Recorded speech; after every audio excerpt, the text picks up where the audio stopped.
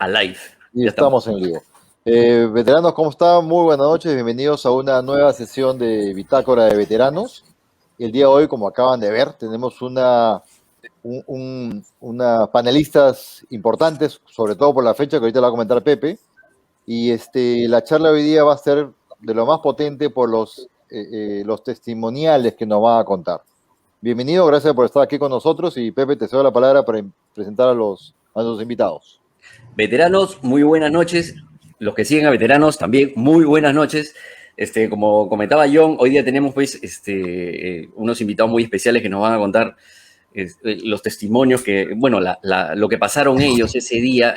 Vamos a hablar hoy día del accidente que tuvo el submarino el VAP Pacocha, que un día como hoy, hace 33 años, sufrió un accidente y bueno, ya no quiero contarles más porque el comandante Cotrina es el que estuvo a cargo de, digamos que del personal que quedó sobreviviente ahí. Entonces vamos a ir comentándolo con él, vamos a comentarlo también con el comandante Delgado, el comandante Granda, que son los buzos que estuvieron en esa acción de rescate que duró 2 días, corrígeme si me equivoco, desde ese hasta el día siguiente, y el doctor Castro, que era el jefe de sanidad del grupo del servicio de salvamento, que atendió también a los que salieron del submarino.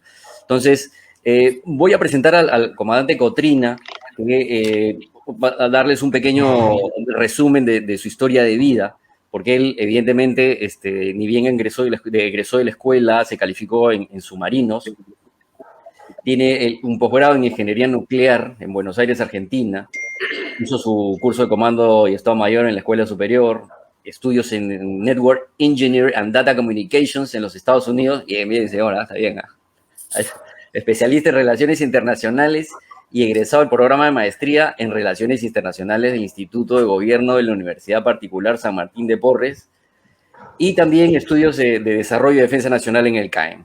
Bueno, y reconocimientos que tiene un montón. Vamos a hacer un resumen también, porque miles de reconocimientos al comandante Cotrina.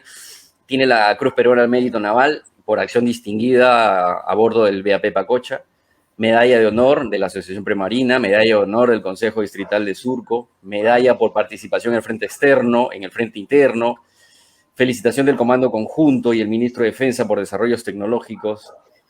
Bueno, 2 citaciones por reiterados méritos de la Cruz Peruana al Mérito Naval. Ha sido reconocido de forma unánime por todas las bancadas políticas de la Comisión de Fiscalización del Congreso de la República por valiosa contribución en la lucha contra la corrupción. Bien ahí, señor. En estos momentos nos hace falta. Y en enero de 2020, la condecoración de la Marina de Guerra de la Federación Rusa, con la orden instaurada por el almirante Ushakov Santo Teodoro Guerrero, justo en primer grado por servicio militar. Ya nos explicará luego todo ese es muy largo. Pero bueno, ese es cuando menos un poco de lo que es el comandante Cotrina, que es el que lideró a este grupo que estaba en el submarino. Entonces, bueno, primero lo presento a usted, comandante Cotrina, que estuvo ahí, y cuéntenos un poco de lo que sucedió ese día, ¿no? Primero cuéntenos cómo llega ahí el submarino, o sea, qué estaba haciendo los previos. ¿Cómo está, señor? Buenas noches. Sí, buenas noches. Gracias, Pepe, por la presentación. Antes que nada, agradecerte a ti esta oportunidad de dirigirme a tan distinguidos panelistas y también a la familia naval. Entiendo que está también mis amigos, mis compañeros del Colegio Militar Leoncio Prado, algunos compañeros nazarenos. Les digo por qué, porque también ellos de manera indirecta vivieron la tragedia, porque ese día se daba el reencuentro anual de exalumnos y estábamos dos Leoncio Pradeños y 2 de la misma promoción unidos, que era el Teniente Gómez y mi persona, ¿no? Entonces, la recepción iba, pero era una incertidumbre si íbamos a vivir o no. Entonces, por eso los menciono. También a mi familia de Perú y algunos del extranjero que me están mandando saludos. Mi corazón con ustedes y para todos los amigos. Había preparado una pequeña presentación para dar una idea de la envergadura del submarino. Entonces, adelante. permítame compartir pantalla, ¿no? Un momentito.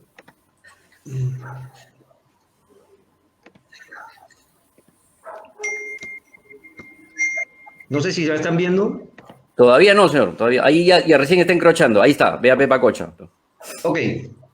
Este, quisiera, por favor, dado que el día de hoy se conmemora el 33 fallecimiento de aquellos que murieron en cumplimiento del deber, quisiera guardar un minuto de silencio en homenaje a los que se fueron, dando lo mejor que tenían y dejando atrás todos sus sueños e ilusiones. Por favor, si me lo permite el moderador, un minuto de silencio por los amigos que se fueron. Adelante, señor.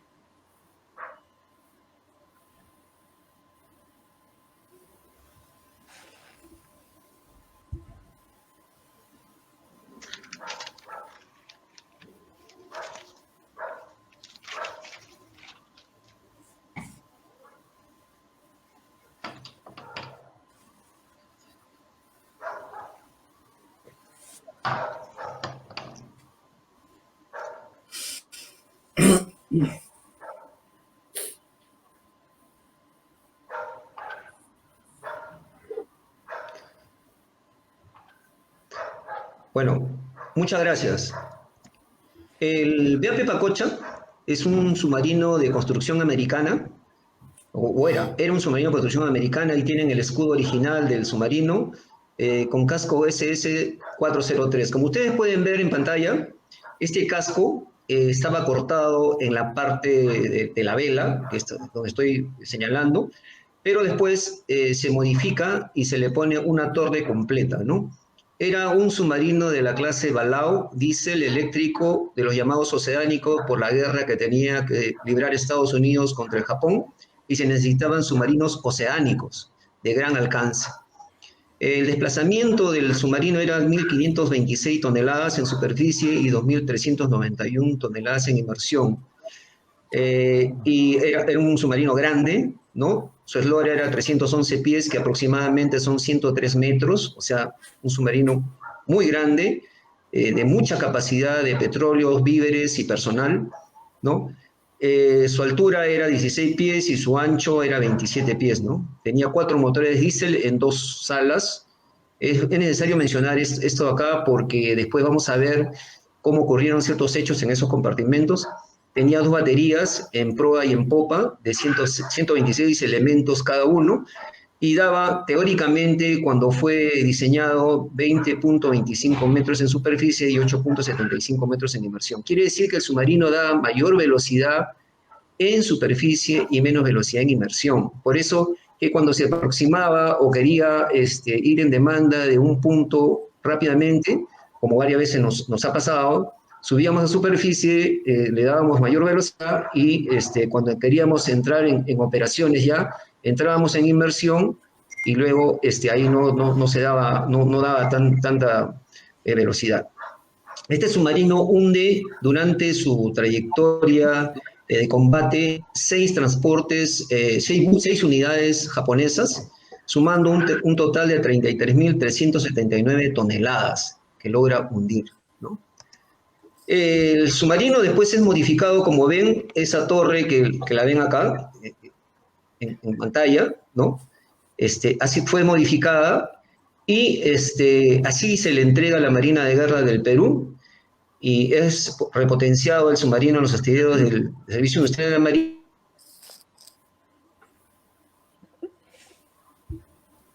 Ese es el escudo. Su lema era magnífico y potente como los hombres que lo tripulan, ¿no? Señalando ahí la torre de escape, y para que ustedes tengan idea de más o menos la dimensión de la vela, ¿no? Era una vela muy alta, ¿no? Aproximadamente tenía unos 8 a 9 metros de altura. Acá ven una puerta de acceso a la vela por donde está la escotilla principal. ¿Y de qué tamaño, señor, de qué tamaño era la comunicación, mejor dicho, el túnel de acceso hacia arriba del casco del submarino hacia la parte superior de la vela? O sea, uno subía por una escalerita hacia arriba, pero ¿cuántas personas cabían ahí o caben ahí? No, una sola persona Una sola persona podía subir y bajar, y eran 2 escalas en realidad, una hasta la mitad y otra después continuaba hacia la parte superior, ¿no? Hay como un descanso a la mitad. Claro, exactamente, correcto, ¿no? Para ubicarnos bien el área donde fue la colisión, acá tengo un portulano del Callao, donde se ve la isla de San Lorenzo con el Cabezo donde está el faro, el área de la Punta donde está la escuela naval, la rada interior, que son los lugares donde están los muelles o las zonas de amarre de los buques mercantes y de los buques de guerra, y el canal de salida. Ese canal de salida es la que marca la flecha celeste, ¿no? A ambos lados del canal de salida fondean los buques o los barcos mercantes, ¿no? Hay una zona reservada para los buques de guerra y hay una zona reservada también para los buques mercantes. El Kiowa Maru se encontraba fuera de la rada exterior en la zona donde fondeaban los buques mercantes. El Kiowa Maru es el que choca con el submarino Pacocha, para los que no Sí. están familiarizados con el nombre. Correcto, correcto. El punto de colisión fue a 3.25 millas de la parte del Cabezo de ingreso a la rada interior, ¿no? En la latitud 12 grados 01 minutos sur y 77 grados 12 minutos oeste. O sea, unos 7 kilómetros más o menos de ese punto. Aproximadamente, así es. Ya. El Pacocha se aproximaba a un rumbo de 135, o sea, tenía un rumbo sur-oeste, ¿no? A 11 nudos, y el Kiowa Maru salía de la rada exterior a un rumbo 270, velocidad 9 nudos.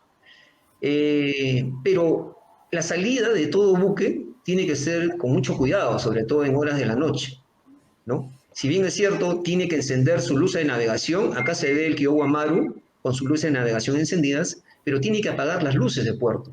Entonces, el Kiowa Maru parece que estaba probando sus luces de pesca, porque ellos tienen unas luces potentes de pesca y una señalización especial para pesca, pero tenía encendida todas sus luces de pesca que ocultaban las luces de navegación, que dan la situación de la unidad, ¿no? ¿Cómo son Y el las luces Pacocha de se navegación, aproximaba. señor, para los que no conocen? ¿Qué son las luces de navegación? Claro, las luces de navegación están situadas en la parte de proa y es una luz verde en la parte derecha y es una luz roja en la parte izquierda. Entonces, cuando uno ve de frente luz verde y roja, significa que el buque está viniendo hacia uno. Correcto. Pero si uno le ve verde, por ejemplo, significa que el buque está yendo.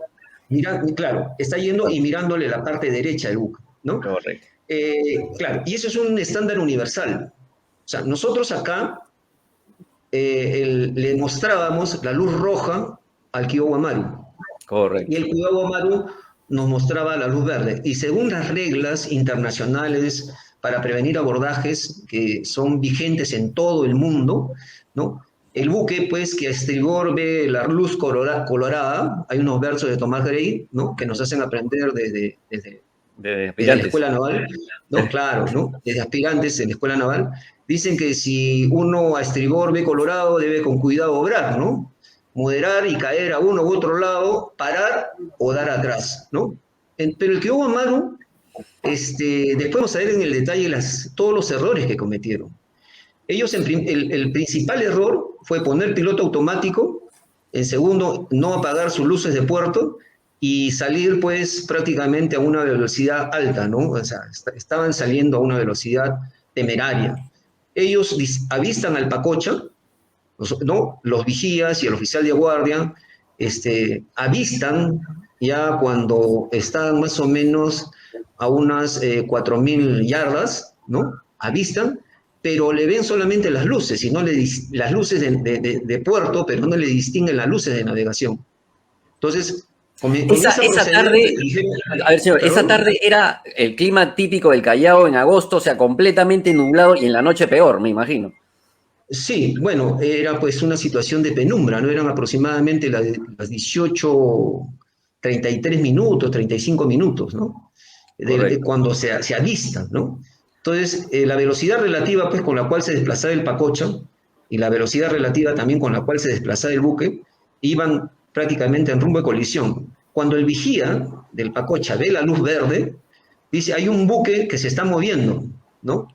Entonces, existía la duda porque se veía y no se veía bien, ¿no? Porque eso se confundía con las luces también de puerto y se confundían las luces con otras luces de otros buques que también estaban fondeados. Correcto. Entonces, existe cierta duda y cuando le ven la luz verde, el oficial de guardia decide maniobrar para caer estribor porque le hace señas, le toca pitadas y el buque continúa su rumbo y en el puente después, en las declaraciones que hizo el capitán del buque, él pensó que era una lancha pequeña y pensó que lo iba a pasar de largo, pero él no sabía que era un submarino y que el submarino pues aproximadamente el 90% de su superestructura la tiene bajo Está el debajo. agua.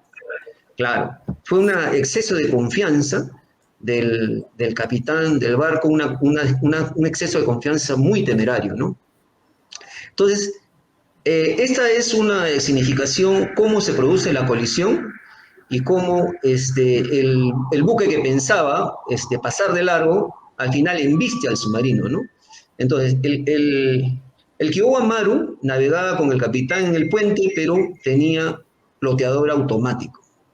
No llevaba la navegación en las cartas náuticas, o sea, no se situaba, sino ellos apuntaban al oeste para salir.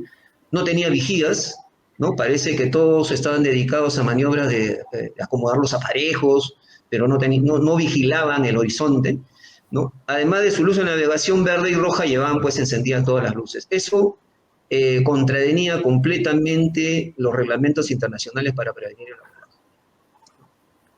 El Pacocha recibe la embestida entre la cuaderna del compartimento de controles y del compartimento de torpedos de popa, ¿no? Ahí está la flecha. Entonces, lo que hace es abrir un boquete aproximadamente de 2,5 metros de largo por unos a 15 a 20 centímetros de ancho. Ese boquete logra romper el casco, el doble casco, ¿no? Donde había un tanque de petróleo, penetra el casco resistente, deforma la cuaderna del compartimento que comunicaba tanto torpedos como controles y hace que ingrese agua simultáneamente en los dos compartimentos. Entonces, yo me encontraba en ese momento en la cámara de oficiales, había estado cubriendo la fracción estaba acompañando a la guardia prácticamente todo el día, estuve acompañando desde las 8:30 de la mañana hasta más o menos las 5:30 de la tarde en que no había almorzado, y a esa hora bajé a almorzar. Entonces me encuentro con el comandante Nieva, con el comandante de división que se había embarcado para supervisar las operaciones que se habían realizado cerca del puerto del Callao, en la zona de operaciones de la Marina.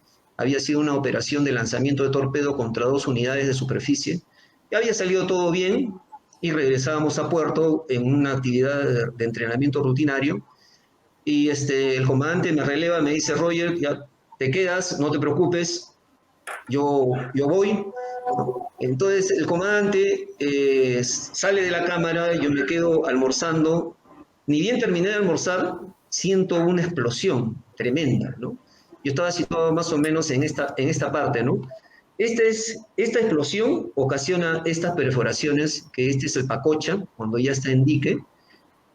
Como se ve, prácticamente ingresó la proa e hizo una vía de agua, pues, que fue indetenible, ¿no?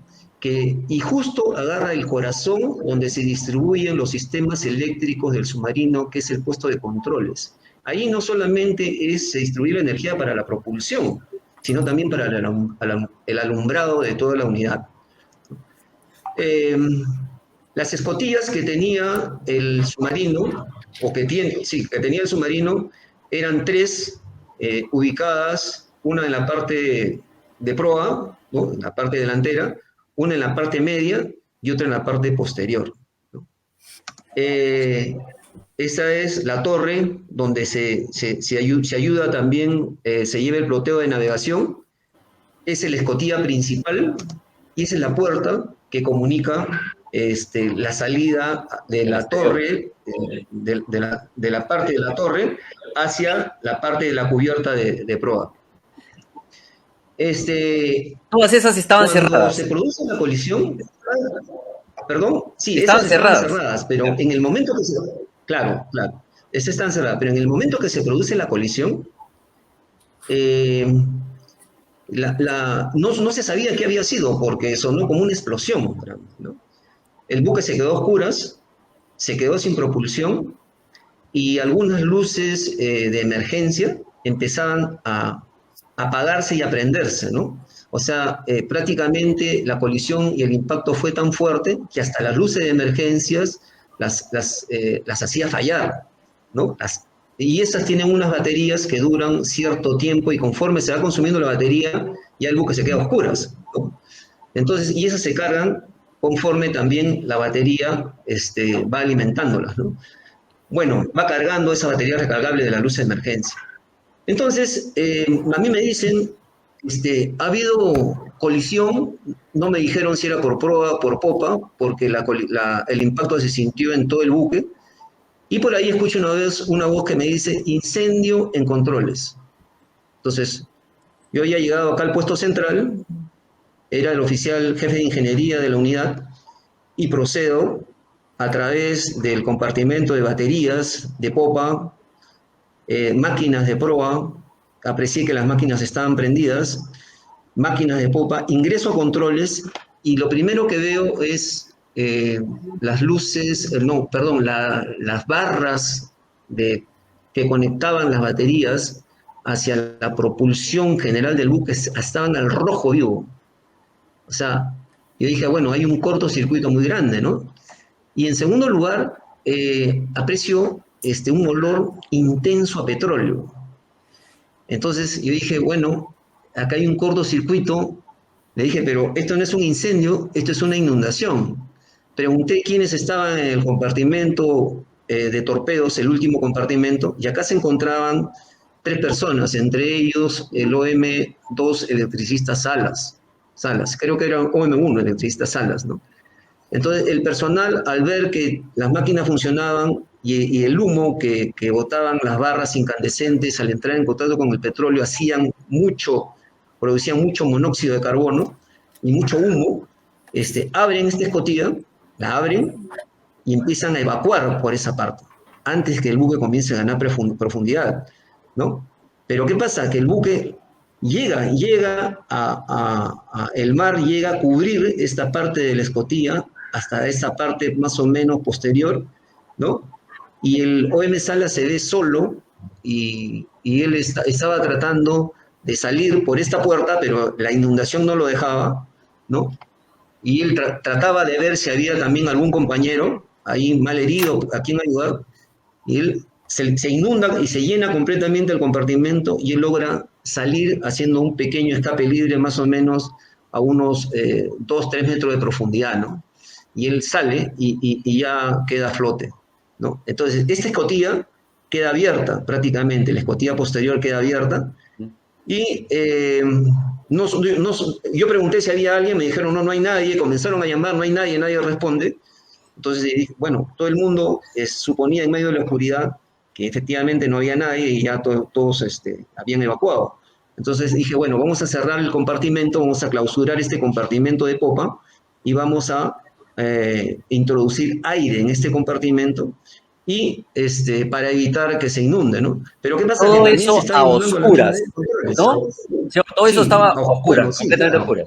claro. Estábamos pues a oscuras prácticamente, ¿no? Boca de lobo. Y lo que nos alumbraban eran las luces de emergencia que a veces se prendían y se apagaban, porque estas luces pues habían quedado muy afectadas, algunas saltaron inclusive de sus bases con el impacto el impacto ocasionado, ¿no?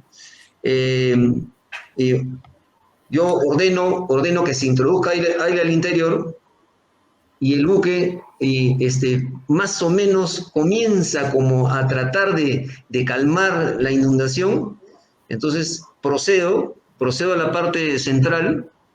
¿Por qué? Porque la única manera de que el buque mantenga su flotabilidad ya sin propulsión y ya sin alumbrado es mantener el aire dentro de los tanques de lastre que estaban acá a un costado, ¿no? Los tanques de lastre estaban en la parte posterior, en la parte central y en la parte delantera. Entonces, los tanques de lastre son unos tanques especiales que dan flotabilidad, mantienen la flotabilidad positiva del submarino. Y cuando el buque entra en inmersión, se inundan esos tanques de lastre. Entonces, me dirigí al centro y me encuentro con el comandante y veo los manómetros y sentí que el buque ganaba punta, o sea, esta parte delantera se levantaba y la parte posterior se inclinaba. más o menos el buque había ganado unos 3 a 4 pies, ¿no? Entonces le digo, comandante, el buque, le doy el parte de la situación y le digo, señor, vamos a soplar con todos los tanques de popa para que el buque se pueda nivelar. Entonces, el técnico Angulo se pone en el manifold, alinea todo el aire hacia la parte posterior y empezamos a soplar y el buque vuelve a recobrar un poco de lo que se estaba hundiendo por la parte posterior. Se mantiene, se comienza a mantener, se ordena sacar el equipo de radio de emergencia, porque como no teníamos comunicaciones con el exterior, teníamos un equipo portátil, pero que funcionaba manualmente, ¿no? Se dice que por ahí comienza a salir humo por otras partes del submarino, por proa, comienza a salir humo por la parte de baterías. Parte del personal abre, y el humo también que producían las máquinas, al momento que paso por los compartimentos de máquinas, ordeno que detengan las máquinas, apaguen esas máquinas porque había mucho humo que se genera. Lo que pasa es que conforme el submarino iba ganando profundidad, el mar hacía que la evacuación de los gases no sea tan fácil, entonces comenzaba ya a llenar de humo la parte interna de estos compartimentos, ¿no? Me dirijo hacia el puesto central, se empieza a soplar con todo, el buque se nivela un poco, pero después vuelve a... Soplar, señor? ¿Qué es soplar? Ya, comenzamos a soplar, el buque tiene tanques de aire comprimido que permiten que alineándolos de distinta manera con unos manifoldes, con unas válvulas que hay aquí en el centro, se pueda enviar aire comprimido hacia los tanques de lastre. ¿Para qué? Para que si la presión, si el peso del buque es muy notorio, al momento de introducir aire dentro de los tanques de lastre, este buque recobre nuevamente su flotabilidad y no se hunda. Correcto. O sea, había que evitar de todas maneras y de todas formas que el buque siga ganando profundidad, porque llegado un momento, el buque podía ganar una punta hacia arriba, o sea, se podía inclinar muy fuertemente la parte posterior, y estos tanques de lastre perder aire. ¿Por qué? Porque estos tanques de lastre no tienen tapas abajo, sino tenían portalones de libre inundación. O sea, todo el aire que hay dentro de los tanques de lastre se mantienen con la presión de aire de alta presión. Y en ese momento había que evitar que el buque se inclinara demasiado hacia la parte posterior para evitar de que al momento de levantar la punta se evacúe todo el aire de la parte delantera y se hunde el buque. Entonces, el comandante sube al puente, evalúa la situación, vuelve a bajar y me dice, Roger, ¿cómo estamos? Y le dije, señor, el buque se ha estabilizado, más o menos el buque estaba en unos 18, 19 pies, pero le pedí autorización para abrir el grupo de aire número 1. El grupo de aire número 1 es un grupo de reserva que se utiliza en extrema emergencia y que se le llama el grupo de aire del comandante. Solamente se abre con autorización del comandante. Entonces yo le dije, comandante, autorización para abrir el aire del grupo número 1. Y él me dice, autorizado. Paralelamente a ello, se envía también a achicar los tanques que se podían evacuar en ese momento, ¿no? Entonces, con aire comprimido hay un tanque que se llama el tanque negativo, que se deja vacío, ¿no? Que normalmente se utiliza para compensar el buque o poder aligerar el buque cuando entra en inmersión, ¿no? Todas esas facilidades de ingeniería tenía esta unidad. Entonces se sopla todo el tanque negativo, se saca agua de distintos tanques para tratar de darle flotabilidad positiva al buque. Pero ¿qué pasa, no? Que el centro de gravedad de esta unidad aproximadamente está un poco más atrás de la vela. Un poco más atrás de la vela. Entonces la palanca, si ustedes ven la distancia que hay en esta parte posterior de la vela hacia la parte posterior del buque, hay una palanca pues enorme, ¿no? Hay un peso enorme, ¿no? Entonces, justo había sido en los dos compartimentos más extremos que hacían la mayor palanca para el submarino. Entonces, veo que el buque se estabiliza, el aire se estaba soplando con aire de manera, normalmente se sopla pues por 1 minuto o 2 minutos, pero ya teníamos soplando aproximadamente 3 minutos, ¿no? Entonces yo no sabía con qué habíamos chocado y qué nos estaba provocando que el submarino gane profundidad de la parte posterior. Entonces decido subir a la vela y cuando subo acá a la vela, veo la Sube, luz. perdón, señor, sube y estaba el comandante arriba también o no había nadie. No, el comandante se queda abajo. Ah, O ya. sea, mientras el comandante sube, yo me quedé en la parte interior. Y cuando el comandante baja y le informo que se había estabilizado el buque, él se queda en la parte interior. Y yo le dije, señor, no sé con qué hemos chocado, no sé, me dijo, no, nadie respondía, nadie sabía con qué habíamos colisionado. Entonces yo decido subir hacia la vela y logro llegar hacia la parte más alta de la vela y me encuentro ahí que estaban los oficiales de guardia, ¿no? No vi al buque Kyogo Amaru, no lo vi, ¿no? El buque colisionó y se alejó y se preocupó más de sus averías y dejó prácticamente abandonado al personal y abandonado el buque, ¿no? Eso fue una negligencia, pues, muy, muy condenable, que eso no se hace, ¿no? Claro. Entonces, verifiqué, pues, de que el buque se tambaleaba, el mar prácticamente tenía a su merced la unidad, se tambaleaba por un lado para otro, habían ruidos de todas las partes móviles externas, el personal estaba ya en cubierta, algunos llevando extinguidores, otros tratando de ayudar a sacar.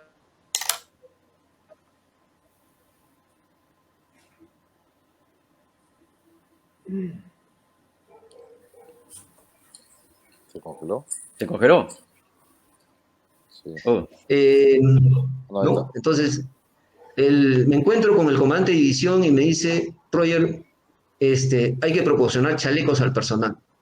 Le dije, ya señor, le dije, ok, lo veo al técnico Bendezú también, acá en la parte superior de la vela, él había estado de vigía, y le dije, ya comandante, bajo. Entonces, cuando yo estaba en superficie, ya acá en la vela, me percato que el buque volvía a ganar profundidad, las máquinas estaban apagadas y prácticamente el agua de mar ya estaba ya cubriendo ya casi el 80% de la parte posterior del buque.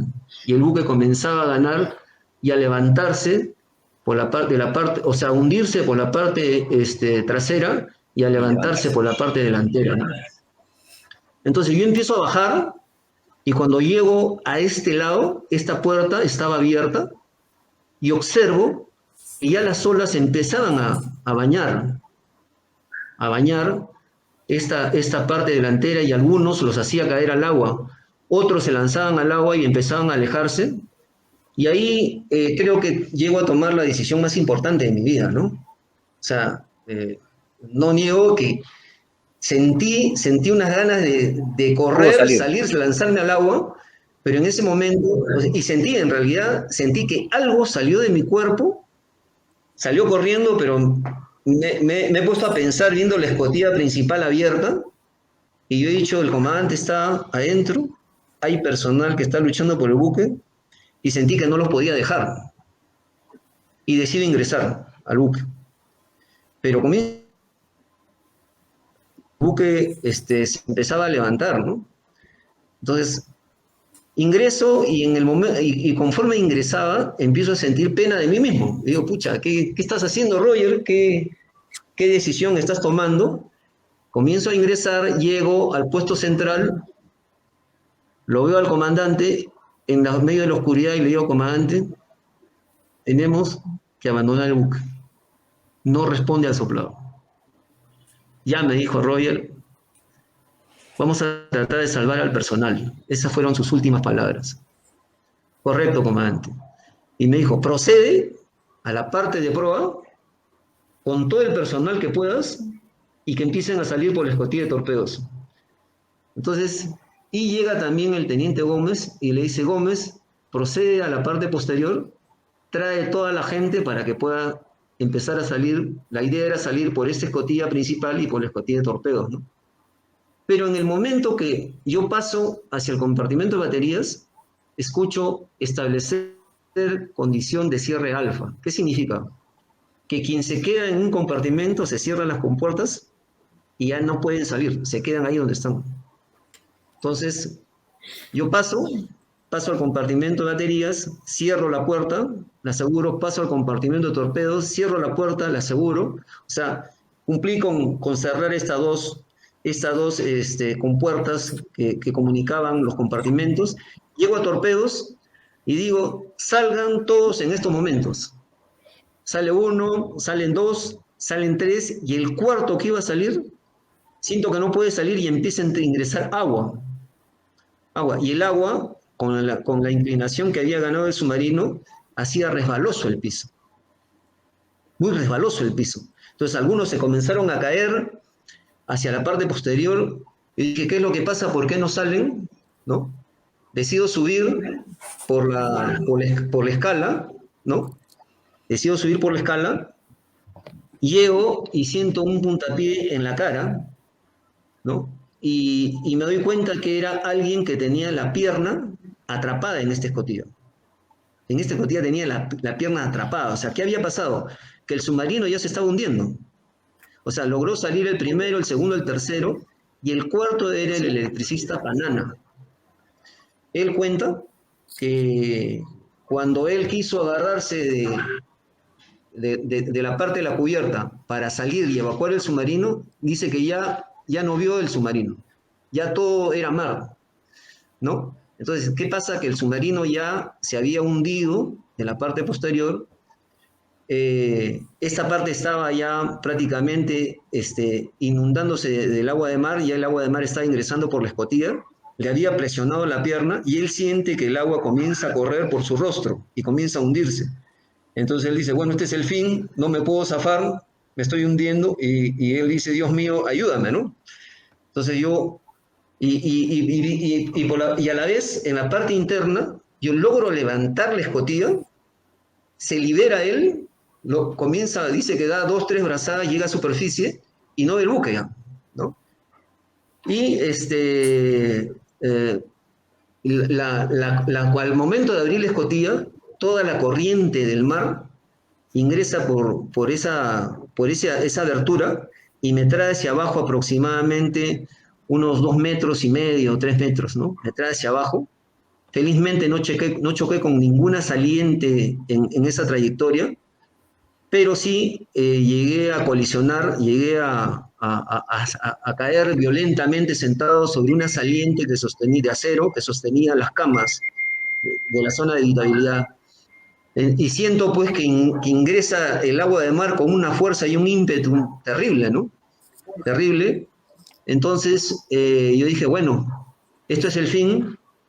Yo no sabía a qué profundidad nos íbamos a ir, sabía de que podíamos irnos pues quizás a 50, 60, 70 metros y quizá más, porque nuestro gradiente pues del perfil costeño gana rápido profundidad a cierta distancia de la costa, ¿no? Y sentí pues de que el agua me revolvía, me levantaba, me bajaba, prácticamente era como si estuviese en una licuadora, y empiezo a caer hacia la parte posterior del compartimento de torpedos, y ahí se produce un hecho un poco anecdótico que empiezo a recordar mi vida. Me acuerdo cuando estaba niño, me acuerdo de mis amigos, del colegio, de la marina. Recuerdo, me he visto de los brazos de mi madre, ¿no? Y yo estaba pues en ese momento siendo tapado por el agua, casi asfixiándome, ¿no? Y recuerdo también el momento en que me graduaba como oficial y me graduaba también como submarinista, ¿no? Entonces yo he dicho, bueno, ya prácticamente esto es el fin, y empiezo a ver la famosa luz, ¿no? Comienzo a ver una luz amarilla que empieza a crecer, comienza a acercarse, y yo digo, bueno, debe ser que me estoy muriendo, ¿no? Ahí se me revela la imagen, ¿no? El comandante Nieva, para esto, mientras yo había ido hacia proa, él sube para la parte, o sea, él me ordena ir para la parte de adelante, ordena al teniente Gómez ir para la parte posterior, y él sube seguramente para ver por qué el buque seguía ganando profundidad, pero al llegar acá, a la escotilla principal, se da cuenta que el agua de mar ingresaba por esta escotilla.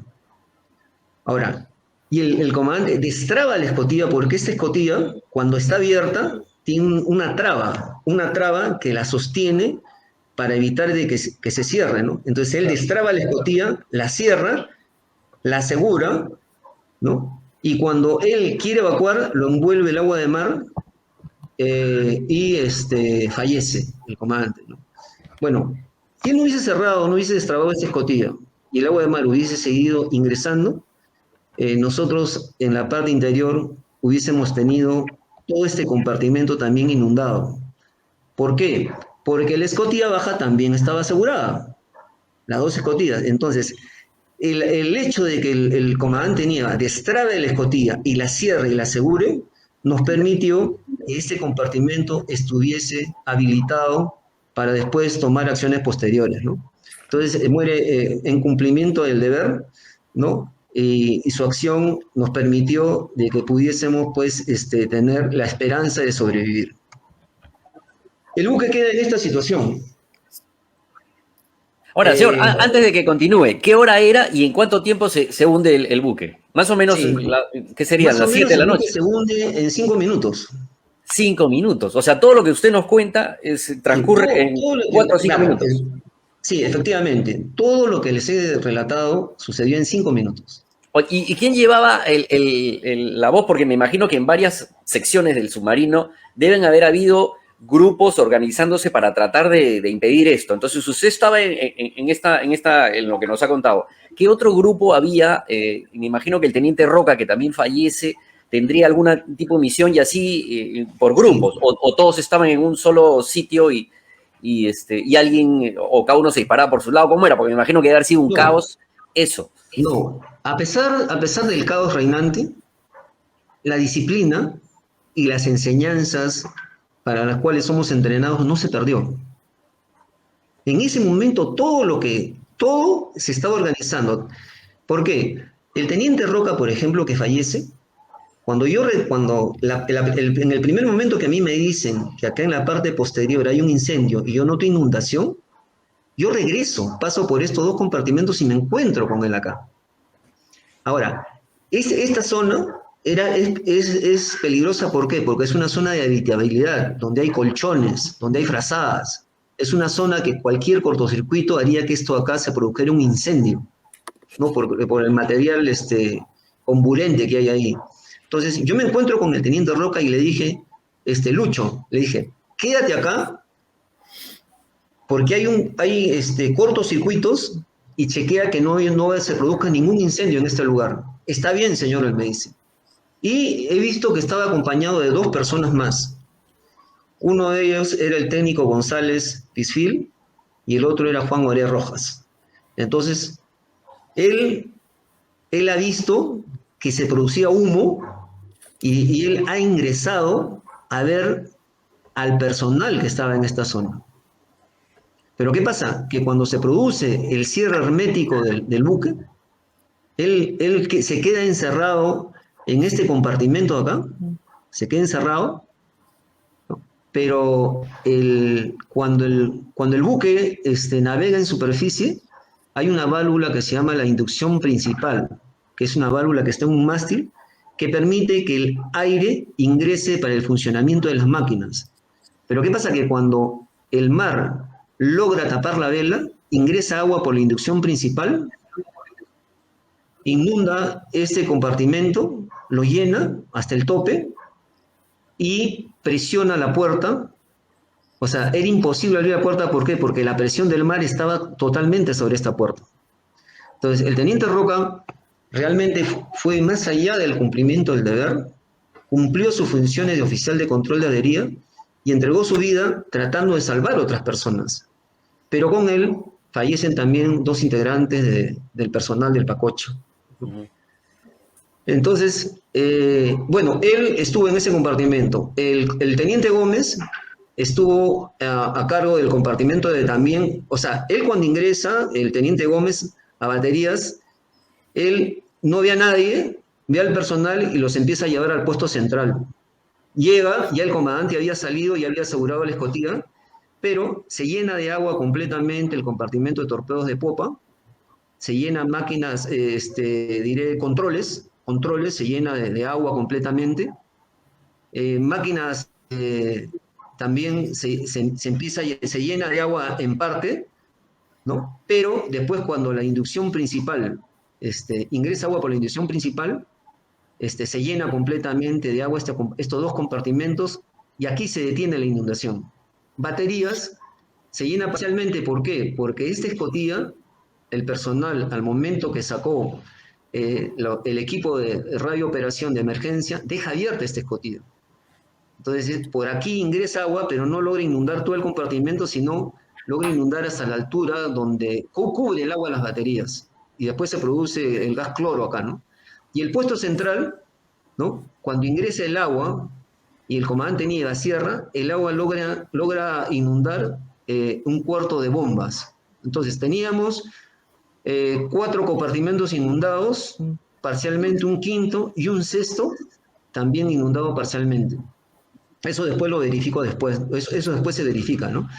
Entonces, el teniente Gómez, el teniente Roca, para resumir, se hace cargo de la organización del personal, tanto en máquinas y controles para rescatar gente, y él fallece en ese intento, ¿no? Al ordenarse la condición de cierre alfa. El teniente Gómez recoge, o sea, ordena que el personal vaya al puesto central, ¿no? Se hunde el buque y después nosotros quedamos acá, después de ese momento en que yo comienzo a recordar mi vida, se empieza a llenar de agua, al final nos encontramos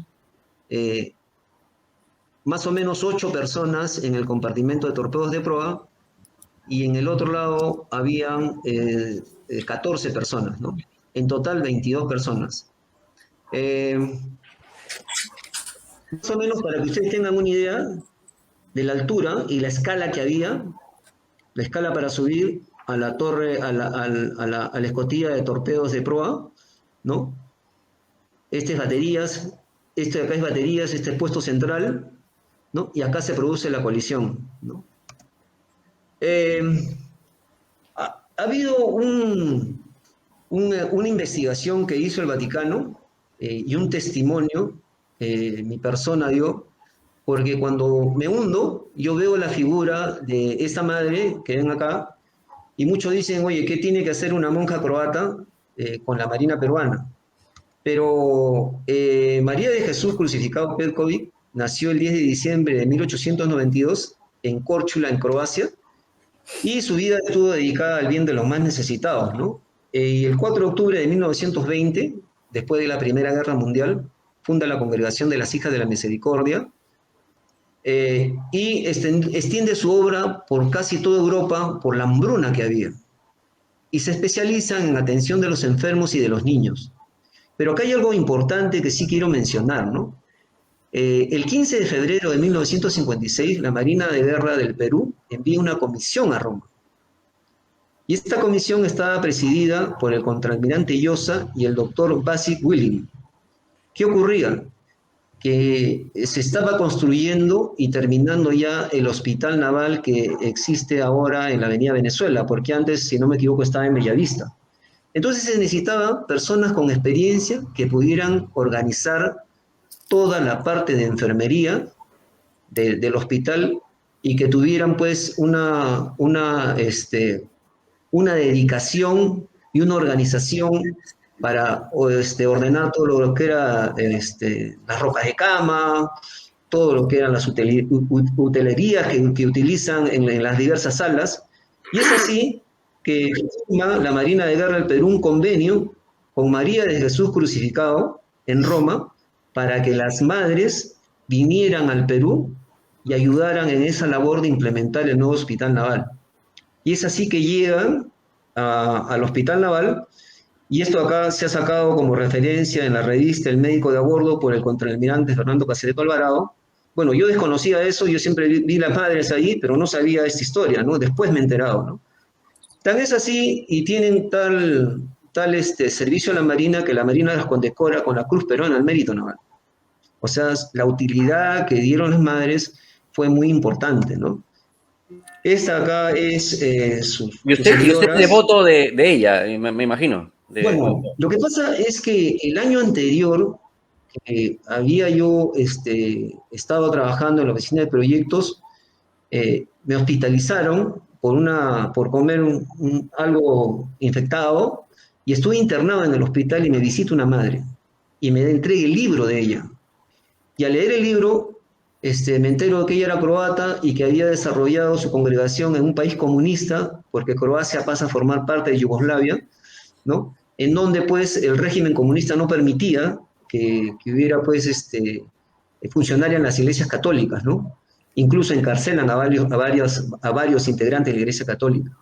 Entonces esa madre desarrolla su obra de bien en la isla, y recién me enteré, cuando yo después he visitado Croacia, que Croacia tiene 2000 islas, de las cuales más o menos el 60% están habitadas. Lo que pasa que Y es ahí donde Croacia usted conoce la historia de esta claro, monja es ahí donde yo con y ese donde ella libro conozco recuerda. la trayectoria de la madre, ¿no? Ah, correcto, Y, correcto. claro, y me impresiona. Y esta es la imagen que se me revela justo en el momento del hundimiento.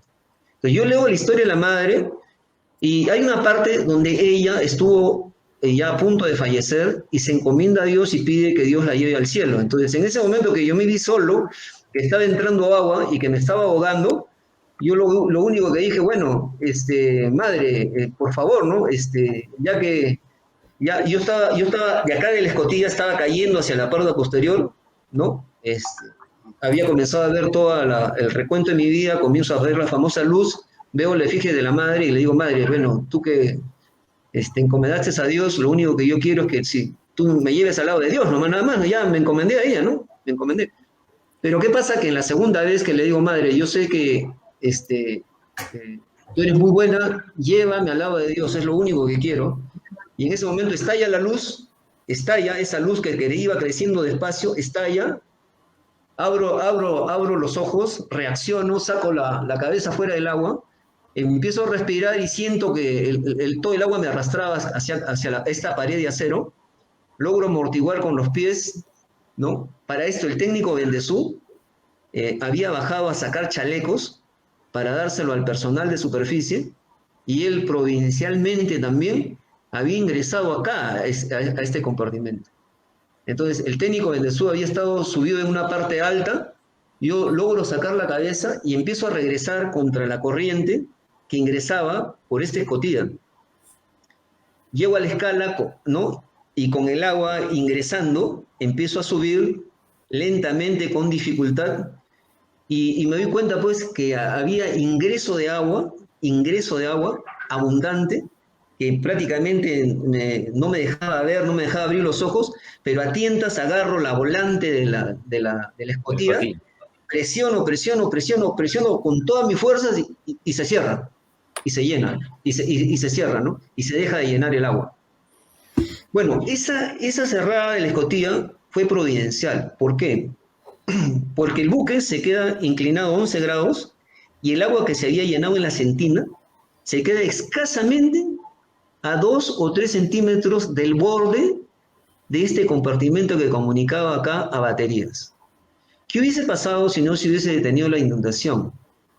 Esta agua hubiese subido, quizás hubiese sobrepasado el nivel y todos los que hubiesen estado en este lugar no se hubiese podido abrir esta escotilla. ¿Por qué? Esta puerta de comunicación. ¿Por qué? Porque si la abríamos, el agua se hubiese rebalsado, hubiese ingresado a las baterías, hubiese creado cloro, claro, hubiese creado cloro mortal. Y mortal, y nos hubiesen muerto en pocas horas. Y ahora, en este momento que usted cierra la escotilla, ¿ya están en el fondo del mar o todavía? ¿Siguen bajando? Bueno, Ya están al fondo. Cuando cierro la escotilla y bajo, yo sentí que todo el mundo temblaba, comienzo a ayudarlos a levantarse al personal y pido presión de aire, presión de mar. Acá en la parte de torpedos había un manómetro que mide la presión del mar y me dan la presión del mar, lo convierto a metros y dijo, bueno, hay 42 metros, ¿no? O 120 pies. Entonces, pero yo no sabía si verdaderamente nos seguíamos hundiendo o ya se había detenido. ¿Por qué? Porque el submarino se posa en el fondo del mar y empieza a balancearse para uno y otro lado. Se balanceaba, se balanceaba. Entonces, parecía que un río corría por el compartimento, ¿no? Entonces yo me agarro de una cama, me paro y al primero que veo es a Hilton Sandoval, al OM Hilton Sandoval, que ahora es técnico. Ya, ahora, Entonces, comandante, ahí, sí, stop, ahí, o sea, acaba de ver a Gino Sandoval y ahí nos quedamos. Entonces, comandante Delgado, usted a esa hora que pasaba esto en el Pacocha, ¿dónde estaba? ¿Estaba en su casa? ¿Estaba en la base? ¿Estaba de guardia? ¿Qué estaba haciendo? Porque usted es providencial para llegar ahí también, ¿no? ¿Qué estaba No, bueno, haciendo? yo estaba en la casa de mi compañero Alfredo Canegra, estábamos viendo un partido de fútbol, me acuerdo que era Copa Libertadores, me parece. Ah, Y ya, con la chelita, el picoteo y no, todo. no, estaba Ah, por ya. comenzar justamente, Ah, bueno, bueno. y era Ya. viernes, y viernes pues era el preludio, ¿no? Y ese momento me llama por teléfono y la mamá de Alfredo me dice, ve el teléfono y dice, ¿te llama José Luis? Y me llama, ¿a quién? ¿A mí? Como antes sí, le dice, esa época pues cero celulares, acá era Ah, claro, todo era sí. por teléfono nada más. Y el Viper, famoso a ring, lo mucho. Horrible, claro. o ring. Y qué raro, ¿no? Porque parece que había llamado a mi Ring. casa y en mi casa le habían dicho que estaba ahí, me llamó, me dijo José Luis, hay un problema, ¿quieres ir a bucear? Jefe, es viernes, mire, no se pase, ¿cómo vas a bucear viernes? Pensé que estaba bromeando, me dijo, no, sí, te digo en serio, me dice, hay un evento, me dice, se ha unido un submarino. Yo pensé que estaba tomando el pelo todavía, como les conté la vez pasada, pues no le dije, pues, combate, pero los submarinos para navegar se hunden, pues no hay problema. O sea, yo seguía en broma, pues no, o sea, porque Claro. viernes 8:30, 9 de la noche. Me dijo, no, José Luis, hay un accidente ahí de desaparecidos y recién ahí caí en cuenta, me dijo, ahí ha chocado con un pesquero, vente urgente. O sea, después de 2 horas se iban a comunicar con usted, el Más o jefe. menos sí, a la que se activa ahí lo que yo hablé con el comandante Ziegler, lástima que no podía estar acá el comandante Ziegler, él quiso estar, él fue el que organizó el asunto, a él le informa directamente al oficial de guardia en el momento del evento, porque el que escuchan ahí todos es el de guardia de radio que está en la torre, al entrar a la bocana, ese es lo que Correcto. informan. Entonces le informa al oficial de guardia, al comandante, y el comandante le dice, llama a todos los buzos, comunícate, activa el rombo de emergencia y yo me voy a comunicar con los oficiales. Y él empezó a llamar a uno por uno a los oficiales, a convocarlos porque lo que teníamos era el rombo de emergencia, pues ese es el famoso Claro, rombo de emergencia. claro, Ahora, claro. ahora es así, con todos los chats y el sistema Ahora que... es full WhatsApp, es el rombo, ya no es rombo, es el WhatsApp de emergencia, me imagino. A 8 de la noche, es bien difícil convocar a la gente, ¿no? Pero ahí nos encontró a Claro. todos. Yo tenía mi carro en la puerta de la casa, salí apenas pude y llegué, fui uno de los primeros en llegar al servicio. Claro, volando. Y Y el ahora, servicio estaba antes y él había dispuesto los equipos de buceo listos para salir y conforme iban llegando. Entonces, justamente llegó otro compañero de buceo oficial, era el teniente Lucho Calmet, mi compañero de promoción de buceo. uh-huh. Y conjunto con el personal de guardia nos dicen vayan a submarinos, que se ha hundido esto acá y todos están ahí, están esperando para ver si es que hay sobrevivientes, entérense bien porque lo están solicitando. Correcto. Y ahora, comandante Granda, a ver, usted, Nos seguimos cargando, ¿no? Todos mirando y encontramos esa submarina, la cantidad de gente, claro, y estaban todos los almirantes, había navíos, nosotros éramos tenientes segundos, me acuerdo, miramos desde atrás. Y de repente, no, los buzos, aquí están los buzos. Y ahí ya los buzos nos explicaron, oye, ha pasado esto, y de la dotación hemos recogido unos cuantos, a una cantidad, pero hay otro tanto que faltan. Faltan 26 personas de las 54 que salieron, me parece. Entonces hay que confirmar si es que hay sobrevivientes o no. correcto. Y en la misma nos embarcaron en la San Lorenzo, que es el buque de rescate de torpedos, que está el comandante Guairre, teniente Guairre está el comandante, nos embarcaron y nos fuimos a la máxima velocidad hacia la zona. En la zona ya están las corbetas y algunas fragatas, me parece que habían llegado, y me acuerdo reflectores, mucha luz, y una lancha, estas lanchas Enso, que tienen estas FAS, perdón. Sí, claro, esas grandazas. Y ahí estaba la boya del submarino. El submarino, al tener la emergencia, sueltan la boya. Y esa boya va con un cable hasta la parte torpedo de proa. Y es ya. ahí donde saliendo, parece que con los trajes y todo con mi botella nada más. O sea, es un trabajo de urgencia y emergencia, sin saber qué profundidad estábamos ahí. Cuando preguntamos, dijeron, no, si está entre